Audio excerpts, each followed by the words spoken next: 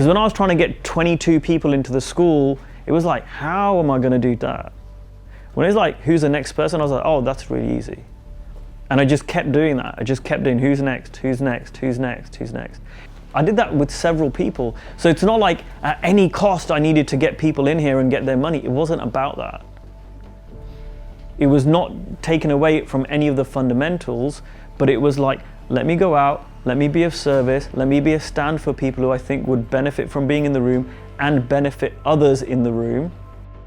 How did I fill this group? What shifted in terms of filling this group?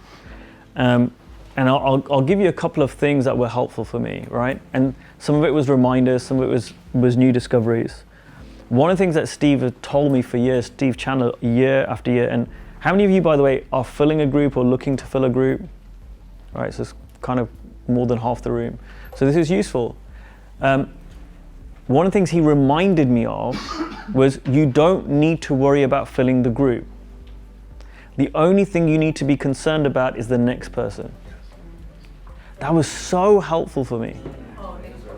Because when I was trying to get 22 people into the school, it was like, how am I going to do that? When it's like, who's the next person? I was like, oh, that's really easy. And I just kept doing that. I just kept doing who's next, who's next, who's next, who's next. And along the way people signed up and along the way people didn't. It was just like, who's next? So I was just laser focused on filling the group. The other thing that Steve talked about was when you're filling a group, just fill the group. So one thing I find that coaches do is they'll be trying to fill a group, they'll try and fill their one-on-one coaching practice, then they're trying to fill a second group, and then they're also trying to do this other project on the side, and they never fill their groups. So when we just are laser focused on that one thing, so I actually turned away people who were like, I want to work with you one-on-one, and I said, sorry, I'm not doing that right now. I turned at least 2 very good clients away over summer because I'm just focused on filling the group. If I took them on as clients, they want to book in their first session, they want to get, no, I want all my time to be on filling the group. So I said, I'm working my existing clients and I'm filling the school. That's it. If you want to still work with me, come back to me in September. Now, some of them will have moved on and hired someone else. That's okay. Why? Because I charge a fee that I know I'm going to be full anyway. It doesn't matter. I'm not like needy around clients, but I'm just focused one thing at a time. Right? So those were like 2 really big things. The other thing is no one signs up to a group that they haven't experienced, right? It's something I spoke about in the school last year. Well, what does that mean? It means if you look at what Felipe and I have done is like we're giving, and Liv's helped us and Karina, we're giving clips away from the school so people know what happened in the school. Because I knew these conversations, like they're not what people expect. It's very, very different. So I was giving clips away from the school to like people like, you can really experience a school like with right? It's like you read the webpage, you read the brochure, you watch all the videos, like we're giving so much of the school away. And I've said to people this year, hey, who like, we want to join the school next year. I'm like, you can also join the school this year in a way. The way you join the school this year is read the webpage, get the brochure, go through the brochure, watch the videos, start applying it, look at the other content that's out there. Like, you'll give yourself a version of the school so you're going to be so ready for the school next year, or you can just wait. So I'm giving the school away. One of the things that I overlooked though was when I'm posting the content, even though it's great, and some of you may have experienced this, I noticed I'd tag you in posts, I'd tag you in videos. And Steve reminded me, people don't watch that. A lot of people don't watch it. So I went back and I just sense checked. I was like, hey, have you seen the video that I put out with Dr. Bill Pettit like 2 months ago? I saw it, I watched 3 minutes of it, but I didn't watch it. Dude, watch it, it's really freaking good. In my mind, oh, he must have seen it because I tagged him.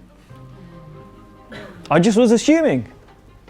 There's a really big difference. Again, it's the personalization. right? You get tagged in something with like 50 other people, you just go, oh yeah, okay, whatever.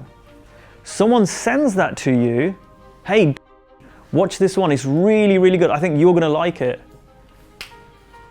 Much more like, if someone does that with me, you're much more likely to watch it. So again, it was taking that a little bit more personalized approach. And I will say this, and I'm very open about this. I've never worked so hard in my life as I did in August.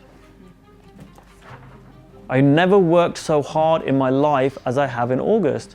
But this is me, come back to the other page, right? This is I'm being my word to me. I'm being my word to me. Was it sustainable in the long term? Absolutely not. And I made a conscious choice to work my ass off.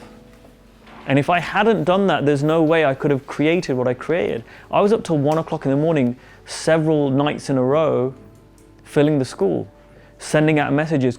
Some of you are like, it's like midnight you're messaging me. I had conversations, I don't know, I think I had a conversation midnight, enrolling them into the school.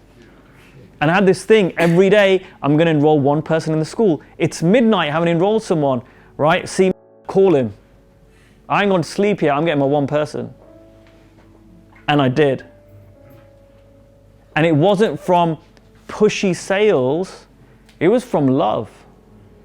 Because I also, like, I had someone that they reached out to me, we had a conversation, and I knew the school wouldn't serve them. Just the way they were at, the way they were talking, I would be taking their money and not helping them. And I said, I don't think the school's right for you. I did that with several people. So it's not like at any cost I needed to get people in here and get their money. It wasn't about that. It was not taken away from any of the fundamentals, but it was like, let me go out, let me be of service, let me be a stand for people who I think would benefit from being in the room and benefit others in the room, and just communicate and love and serve and be a stand and be willing. Here's the other thing, this is a piece that I learned from Hardison that I didn't learn from Chandler. Be willing to piss people off. I don't like pissing people off. Right? It means that there have been several people over August that were upset with me. I don't like upsetting people. Historically, I used to hold back because I wanted people to like me because I didn't like me. Now, I'm not trying to piss people off, but I'm willing, in service to other people, I'm willing to have other people not like me if I'm really serving them. And I had this on more than one person, and I had it with people that I really care about. There might be some people in the room who might have been upset with me.